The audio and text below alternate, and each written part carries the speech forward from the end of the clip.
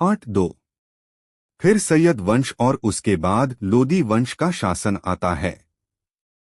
लोदी वंश के अंतिम शासक इब्राहिम लोदी थे, जिन्हें 1526 में पानीपत का प्रथम युद्ध में बाबर ने हरा दिया।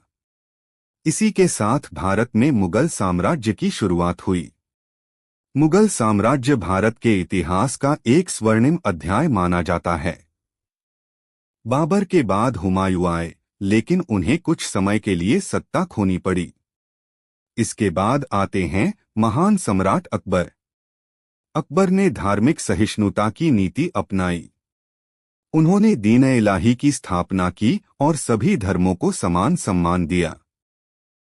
उनके शासन में प्रशासन मजबूत हुआ और कला, संस्कृति तथा शिक्षा का बहुत विकास हुआ। अकबर के बाद जहांगीर और फिर शाहजहां आए। शाहजहां के समय वास्तुकला अपने चरम पर थी। ताजमहल जैसे भव्य स्मारक का निर्माण इसी काल में हुआ, जो आज भी प्रेम और कला का प्रतीक है। इसके बाद औरंगजेब का शासन आया। उनकी नीतियां कठोर थीं और उन्होंने कई धार्मिक प्रतिबंध लगाए, जिसके कारण मुगल साम्राज्य धीरे धीरे कमजोर होने लगा। मध्यकालीन भारत में केवल राजनीतिक परिवर्तन ही नहीं हुए, बल्कि धार्मिक और सामाजिक आंदोलनों का भी बड़ा प्रभाव पड़ा।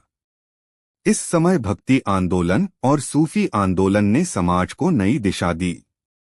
भक्ति आंदोलन के संत जैसे कबीर, तुलसीदास और मीराबाई ने ईश्वर की भक्ति, प्रेम और समानता का संदेश दिया। उन्होंने जातिपांति और भेदभाव का विरोध किया। सूफी संतों ने भी प्रेम, शांति और भाईचारे का प्रचार किया। उन्होंने लोगों को यह सिखाया कि सच्चा धर्म इंसानियत है। दक्षिण भारत में इस समय विजयनगर साम्राज्य और बहमनी साम्राज्य का उदय हुआ। विजयनगर साम्राज्य अपनी कला, स्थापत्य और समृद्धि के लिए प्रसिद्ध था। इस काल में व्यापार और वाणिज्य का भी बहुत विकास हुआ। भारत का विदेशी व्यापार बढ़ा और कई नई तकनीकें और वस्तुएं भारत में आईं।